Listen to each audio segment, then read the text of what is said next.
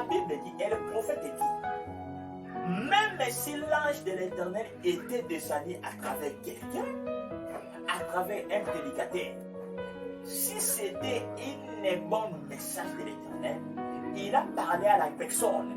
Voici l'Éternel m'a dit que tu dois aller à l'États-Unis. Le prophète dit, si la personne-là ne croit pas à cette prophétie ne lui fera aucun bien. Et la prophétie-là n'accomplira jamais. Parce que la personne, il a douté. La personne, il a mis l'incrédulité. Car l'incrédulité n'arrête pas Dieu. L'incrédulité n'amène pas Dieu d'agir. La personne commence à regarder. La personne regarde la dimension de son être. Mais il ne regarde pas la dimension de l'éternel. Si tu partiras à l'États-Unis, la personne a mis l'incrédulité. La personne ne croit même pas. Il se pose des questions. Et là-bas, moi, j'irai comment? Vous voyez-vous les prophètes d'aujourd'hui? À ce temps-là, tu as mis l'incrédulité. Là, tu as manqué la foi. Là, tu as manqué la foi. Car la Bible dit, or la foi est une ferme assurance et des choses qu'on espère et une démonstration de celles qu'on ne voit pas.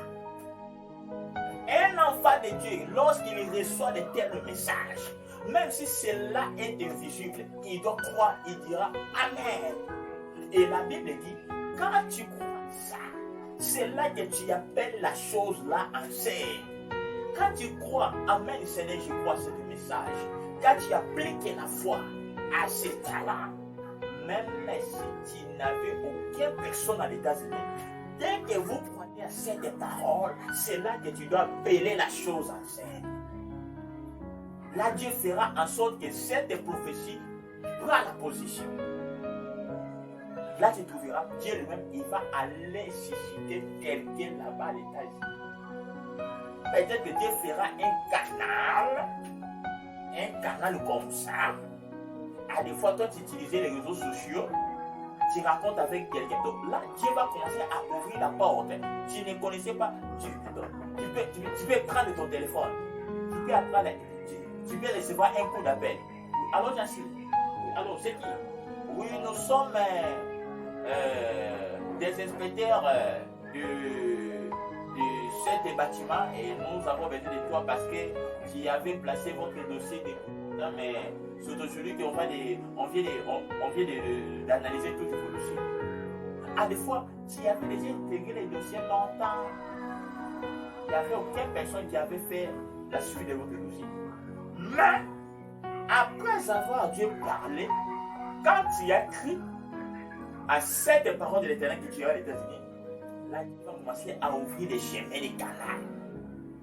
Quand tu dois recevoir cette coup d'appel, quand tu pars là-bas, on te dit, bon, maintenant, on va t'acheter le passeport pour aller là-bas. Donc, Dieu, maintenant, il commence à travailler à travers ta foi.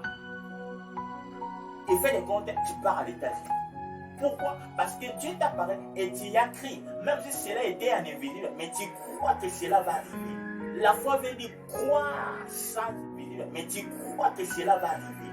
La foi veut dire croire sans être voir. C'est ça la foi. Croire sans être voir la chose en scène. Mais tu crois que cela va arriver. Avec les enfants de Dieu. Que le Seigneur vous bénisse. Dieu peut te dire des choses que toi-même tu te donnes. Mais quand tu as la foi et la chose là entre en scène, c'est comme Abraham. Abraham, l'âge était déjà dépassé. Abraham était devenu, donc, il était déjà devenu vieux. Sa femme Sarah, elle était déjà stérile. Elle avait atteint l'âge de ménopause. Et l'âge que sa femme avait, elle ne pouvait plus encore naître au monde. Abraham et sa femme. Mais il y avait un certain jour, Elohim et Jéhovah Jireh, le Dieu créateur. Il est apparu devant eux. Il est venu en promettant à Abraham. Il a dit, Abraham, c'est moi l'Éternel du départ. Toi et ta femme, avant que vous puissiez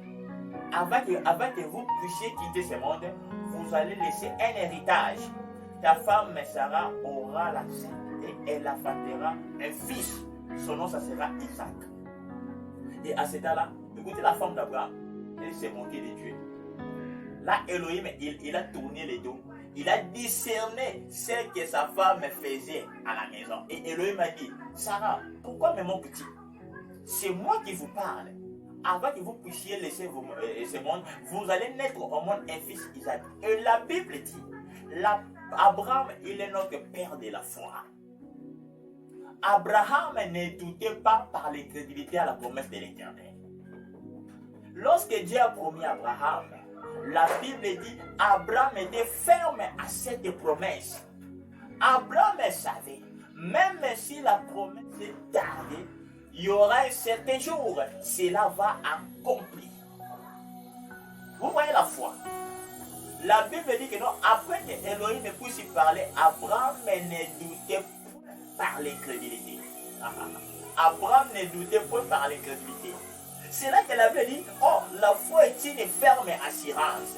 Lorsque Elohim a parlé, Abraham, il est resté ferme avec l'assurance à la parole de Dieu. C'est ça la foi.